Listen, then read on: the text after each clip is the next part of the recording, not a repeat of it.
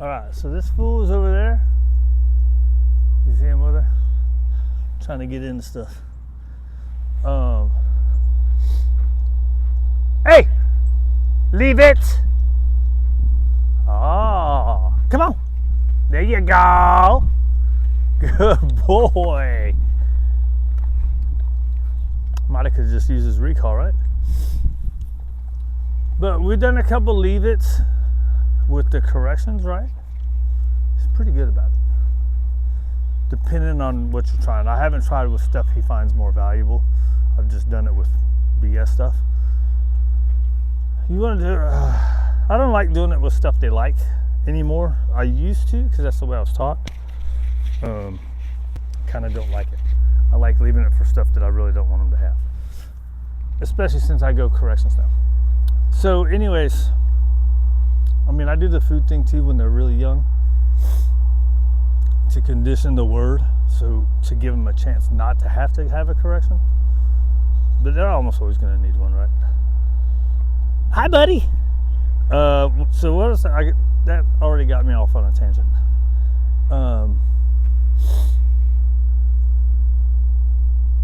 What did I talk about?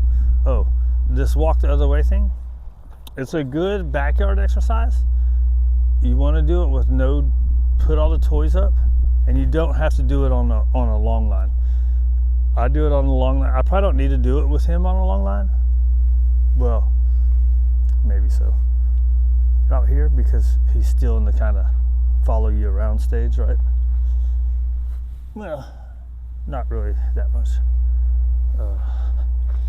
But say you go to a new environment, it's a really good exercise to let him kind of be a puppy and check stuff out a little bit, right? Right, so he's going that way, we're gonna go this way. Always get it caught up in their legs. Good boy. He gets close, you give him a little tap. Right, so they're gonna be excited, so this is a good way to let them kind of do whatever. And then forget about you. And then you just walk, right? Ah, see, look. I could let him have the whole leash. Good boy. Right. And then I ran out of space, but typically you'll keep going until they forget about you. And I think we've probably done it enough, and he's so used to this area by now. Right, it's right there. Oh. It's him hitting the leash and forgetting about you, right? You don't do nothing here. And you can hold it like this, so that way it hits on your hip, so it doesn't pull your arms out. Right? So he's had, good boy. If he stays with you, you can reward it, right? You can give him a pat, it doesn't have to be food. Good boy. You see that one? Now, he's gonna do this really good for a minute, and then he's gonna forget about you because he's a puppy. That's what he does. Or he's gonna play with the leash, right? I just try not to make it fun. If he gets in front of you, I won't tug with him, right? And then it'll get boring. We got another knot. I don't need that one, or do I? I like that to be bigger, right? So my hand can catch on it, because I don't use the handle. Right, so this is a 30 foot. If you go somewhere else, you might want to do less. Good boy.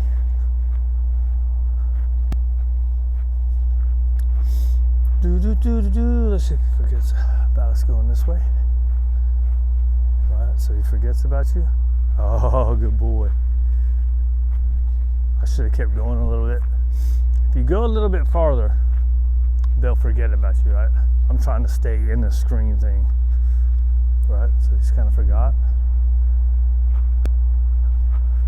Right, I could have kept going. If you keep going and let them get a little bit farther away from you in front, it's better. Right, so what happens is they start hitting the end of the leash. You're a good boy. They start hitting the end of the leash kind of like that one time. Right, like right here.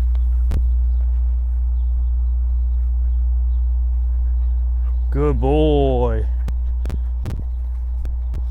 Right? And I just didn't do nothing. That's just him running off, right? I should have kept going that way, but I think I'm out of space on my thing. I think I can go all the way to the thing.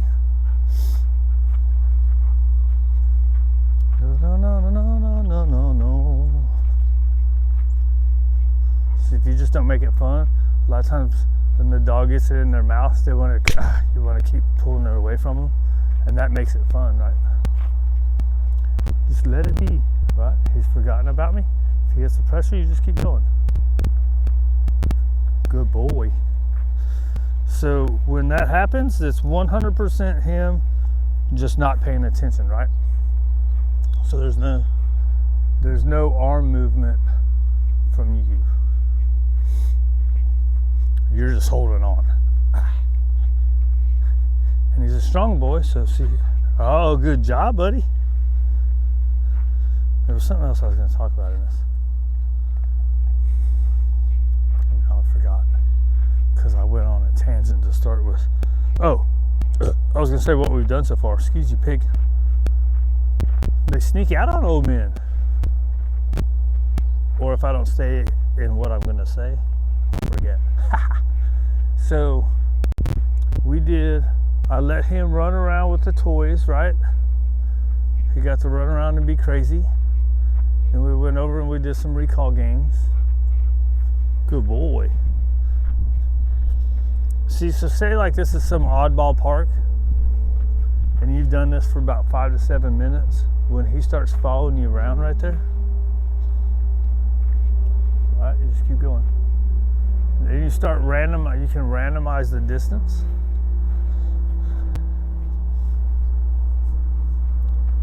Right. Good boys. And this is a 30 foot. You don't have to do this more far. Right. You can even just do it on this regular leash. Right. See how he's forgotten? Good boy. Good boy. Then, when he's now kind of following you around, good boy. Now, after that, you're at some strange environment, right? Once you start getting like this, good boy. Then you can do a little bit of heel drills, and then you can walk. Like say this is a weird park, right? And it's got a path going around it. Once you get him paying attention to you like this a lot better, that's when I would go on the path and do some heel drills. Right? So now you got him close. Or you can just do heel drills. But if you do a long line like this in a new environment, it's good because he can check it out and kind of be a dog and be crazy a little bit. Right? And then he's going to come back to you.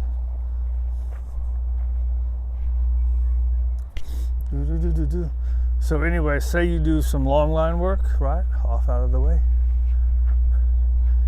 Then you would get to where you start doing your heel drills, right? So now he's paying attention. If he hits the pressure, it's okay. You can still feed him. Because now we've changed what we're doing, right? We're not doing the long line work anymore.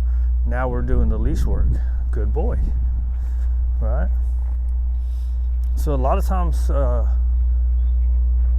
people go to new environments and they want to just do their little heel drills at first, which if you got a more experienced dog, that's good.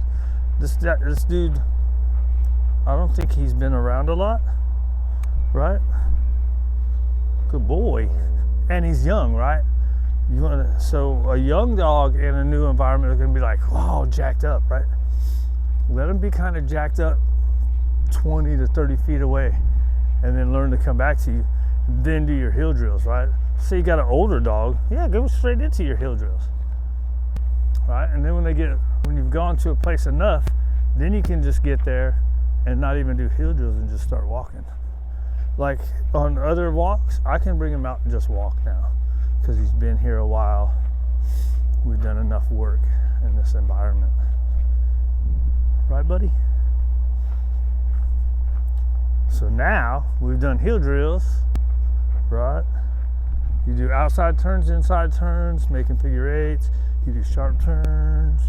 You cut them off, and then cut back this way. You can correct them. Right? He's starting to go off. You can correct it. It's a little light boop boop. Reward them in place. break. Give them a little sniff break. And we're gonna go do this stuff. They're funny. You guys are funny, right? So say you have 30 minutes to go to a new environment. If you spend the first 10 minutes like this, your next 20 minutes are going to be much easier to deal with. If you just go to a new environment and try to walk for 30 minutes, it's going to be a lot of fighting, pulling your arm out, dragging you down the sidewalk.